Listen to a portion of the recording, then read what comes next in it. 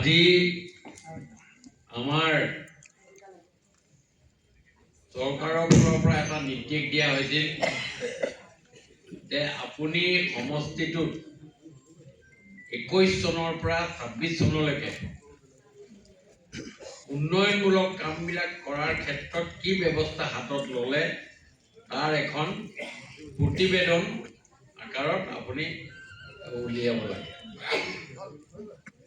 আৰু তাৰ আগতেও মোক ডক্টৰ শশীকান্ত শইকীয়া ডাঙৰীয়াই মোক বহুবাৰ কৈছিল যে মই সহায় কৰি দিম, আপুনি এখন কিতাপ এখন উলিয়াওক। মই ভাবিলো যে চিনাকি বামুণৰ লগুণ নালাগে, অসমীয়াত এটা ফকৰা যোজনা আছে, যি চিনি পায়, যি কৰিছো, যি জানে।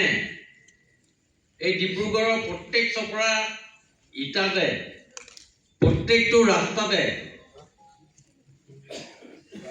মোৰ নামটো অদৃশ্যমান হৈ আছে।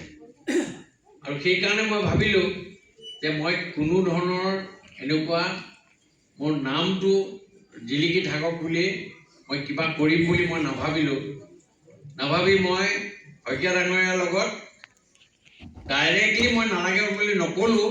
লাহে লাহে কথাটোৰ অকণমান ফালৰি কটাৰ নিচিনা হ'ল। আকৌ আজি কেইদিনমানৰ আগতেও মোক কৈছিলে যে কি কৰিলে আপুনি এখন উলিয়ালে, কিতাপ এখন উলিয়াব লাগিছে। মই হ'ব বাৰু, চাই লওঁ ৰ'ব, কিতাপ এখন উলিয়াম।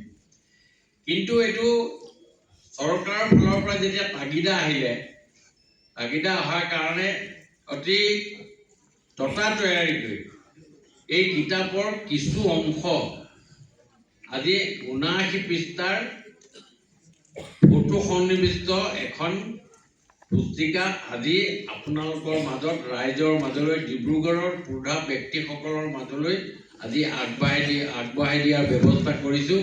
আপোনালোকে এই পুথিখন চাব, আৰু ক'ৰবাত যদি কিবা ভুল থাকে আপোনালোকে বিনা দ্বিধাৰে আপুনি মোক ফোন কৰি ক'ব যে পেজ নম্বৰ ইমানত এই বস্তুটো ভুল হৈছে বা আৰু সন্নিৱিষ্ট কৰিব লাগিছিলে নেকি। আপোনালোকে নিশ্চয় মোক আপোনালোকৰ ফালৰ পৰা মোক জনাব। কাৰণ এই ইয়াত বহি থকা ব্যক্তিসকল সঁচাকৈ ডিব্ৰুগড়ক ভাল পোৱা ব্যক্তি। আমি ডিব্ৰুগড়খনৰ পৰিস্থিতি, ডিব্ৰুগড়খনৰ অৱস্থা কি আছিলে আৰু আজিৰ ডেটত কোনখিনি অৱস্থা পালেগৈ, এই গোটেই কথাটো আপোনালোকে খুব ভালকৈ উপলব্ধি কৰিছে। ইয়াত এন্ধাৰো দেখিছে আৰু কিছু পোহৰো দেখিছে, আৰু কিছু ডাঙৰকৈ পোহৰ দেখিবলৈ বাকী আছে।